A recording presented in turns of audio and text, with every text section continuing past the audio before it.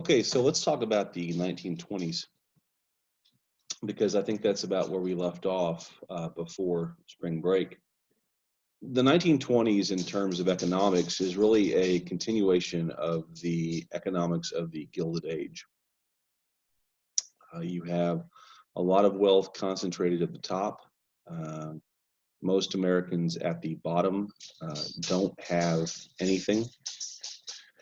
And so the 1920s, though, marked the second industrial revolution in the United States. The economy boomed.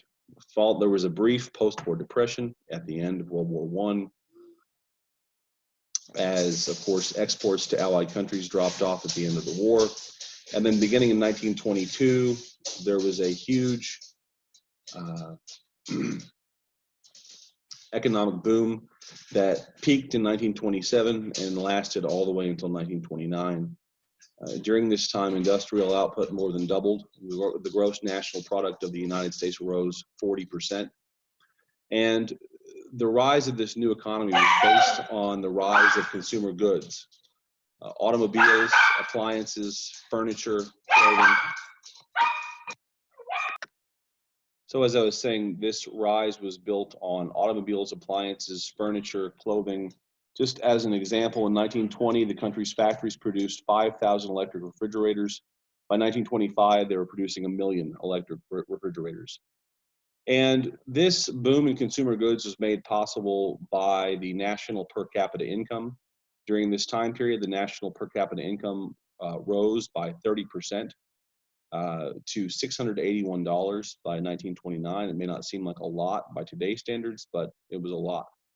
American workers achieved the highest standard of living in the world, or at least some of them did.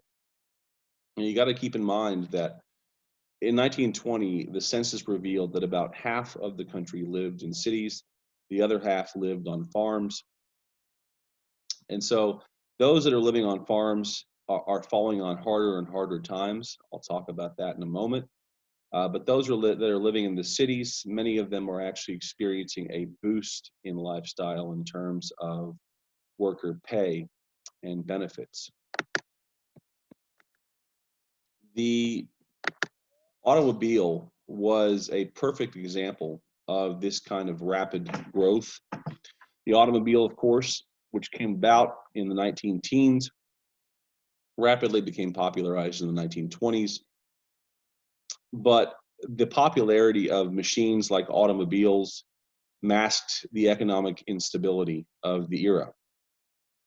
That is, that you have all of these new consumer goods, automobiles, chief amongst them, and you have more traditional industries that are rapidly dying.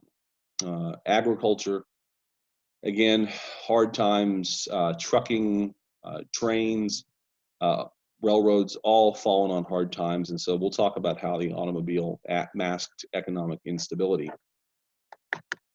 And the growth of the economy was certainly uneven.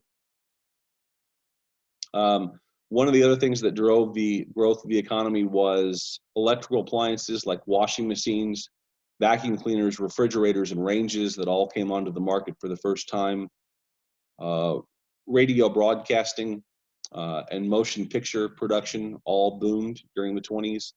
Radio broadcasting, of course, with the formation of the National Broadcasting Corporation, or NBC, in 1929. Furthermore, in 1927, you had the first talkie, the first movie with sound, and so that helped to boost movie attendance. So all of these things played together to boost the economy, and we'll talk more about the culture of the 1920s in the next lecture.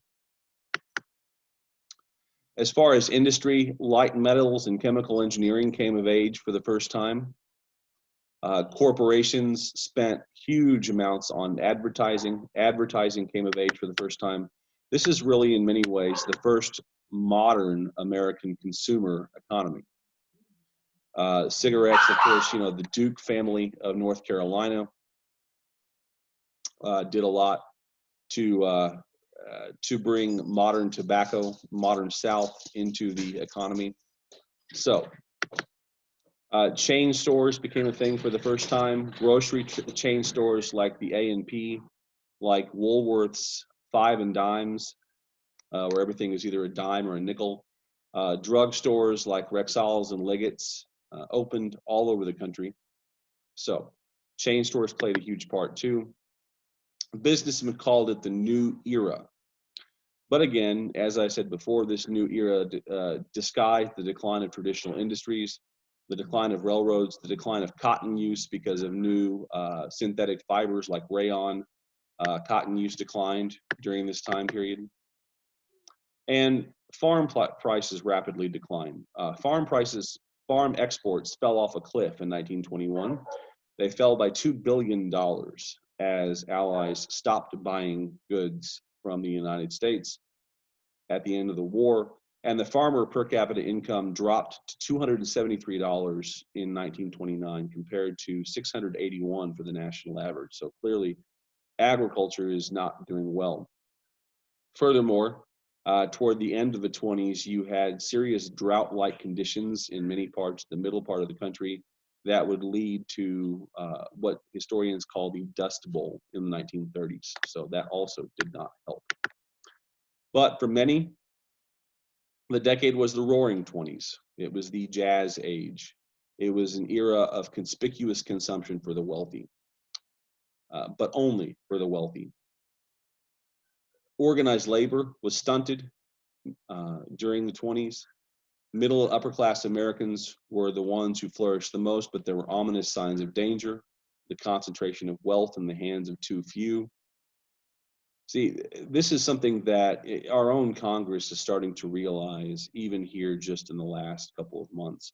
You must get money into the hands of the consumers. The way a successful economy works is that you get money into the hands of the consumers who then spend it. That demand then drives the need for businesses to hire workers. You do not give tax cuts or benefits to businesses, you give them to consumers. And that demand side economics is what makes capitalism flourish. If you have wealth that is concentrated at the top, like it is today, like it was in 1929, then you have a serious problem. And so that was the fundamental instability that the United States was facing in 1929. It's the fundamental instability that the United States is facing in 2020. So we will talk more about the 1920s, the culture of the 1920s, in the next installment of this Lundberg series of lectures. So thank you for tuning in, and I will see you next time.